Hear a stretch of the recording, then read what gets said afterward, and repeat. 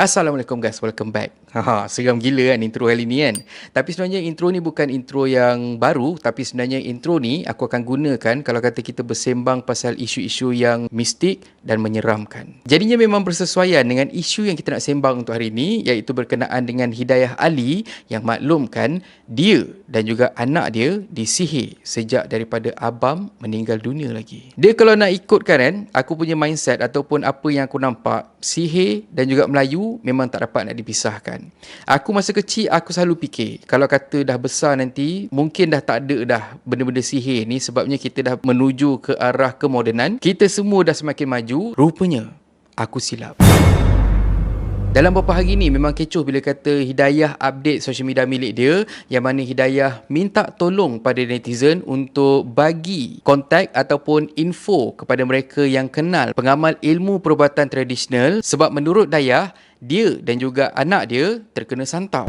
Assalamualaikum semua, dan nak minta pertolongan sangat-sangat kepada sesiapa saja, pakar perubatan Islam ke ustaz ke ustazah ke atau siapa sajalah yang mempunyai kepandaian perawat mistik sihir yang boleh mengubati merawat masalah Dayah dengan Hamzah disihir. Buat mistik ni sejak arwah suami Dayah meninggal sampailah sekarang. Dan benda ni bukan Hidayah seorang je, sebab abang kepada Hidayah pun ada update media sosial milik dia, yang mana dia meluahkan perasaan kesal sebab anak saudara dia katanya disihir sampai mengganggu saraf anak saudara dia tu. Pada siapa yang follow channel aku ni, mesti korang ingat aku pernah reveal sebelum ni yang family aku adalah antara mereka yang kurang bernasib baik sebab kena hadap santau ni ataupun sihir ni, dan benda ni dia memang efek luar dan juga dalam badan kita. Itu aku memang tak nafikan. Cumanya aku setuju dengan pandangan netizen, yang mana netizen kurang bersetuju dengan Hidayah bila kata Hidayah reveal benda ni dekat publik dan juga minta bantuan secara publik. Kenapa kita tak setuju? Macam aku risau bukan apa, sebabnya aku takut nanti akan datang perawat scammer yang akan ambil kesempatan di atas kesulitan dan juga kesusahan keluarga Hidayah. Maksud ambil kesempatan ni, dia ada beberapa kategori. Yang pertama sekali, makan duit. Benda ni subjektif. Let's say kalau kata ada pengamal perubatan scammer ni datang untuk rawat Hidayah, dia tunjuklah dia punya trik dia sikit-sikit ni semua untuk gain trust daripada Hidayah. Lepas tu nanti dia akan ubatkan Hidayah dan juga anak dia. Lepas tu ada kesan ke tak ada kesan ke, kau tetap kena bayar. Ini aku share dengan korang sikit lah. Benda ni pernah berlaku beberapa tahun dulu, yang mana dulu memang famous pasal tarik duit. So tarik duit ni cara dia ialah dia akan ada seorang kepala, iaitu pengamal perubatan tu lah, yang bawa ilmu gelap tu.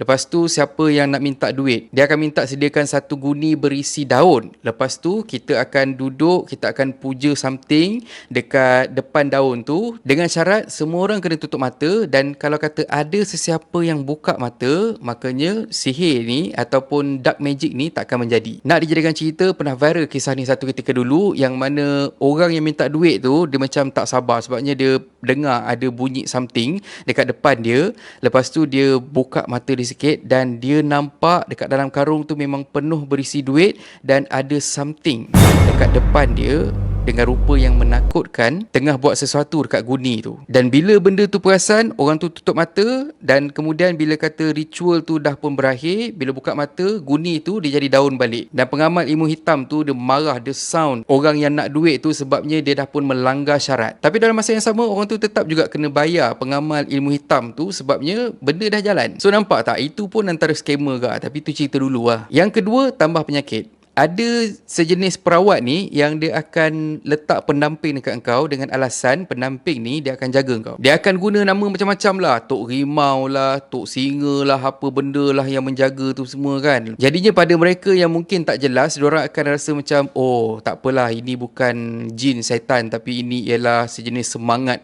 binatang dan sebagainya, contoh. Tapi dia pusing-pusing lah macam mana pun, benda tu tetap setan, benda tu tetap jin juga. Dan kau kena tahu, bila kata letak pendamping ni, dia tetap ada pengeras dia. Dan kalau kata kau tak comply, lagi teruk kau punya penyakit. Dan satu lagi cara dia ialah waktu dia rawat kau tu, sebenarnya dia bukan merawat, tapi sebenarnya dia tambah bisa dekat dalam badan kau, dan dia akan kata kat kau kena lalu 4-5 kali sesi rawatan sebelum kau boleh sembuh sepenuhnya. So nanti kau akan rasa sakit dan kau akan bergantung dekat dia. Lepas tu bayangkanlah, sekali rawatan dengan pengeras dia, lepas tu kau kena bayar dia pula 300, 500 sebagai contoh. Kalau kata 5 kali, 10 kali rawat, berapa dah dia untung? Dan gini, pada aku Hidayah sebenarnya boleh lalu ataupun boleh cuba kaedah rawatan yang lain. Klinik dengan hospital ni, kalau kata let's say satu tempat tu dia kata tak ada apa, kau jangan berhenti, kau pergi cuba tempat lain. Dia pernah jadi kes lah sebelum ni. Hospital A pergi check, dia kata tak ada apa sangat, ini benda biasa je. So dia bagi ubat biasa. Tapi bila kau makan ubat tu, kau masih lagi tak elok, kau masih lagi rasa sakit-sakit.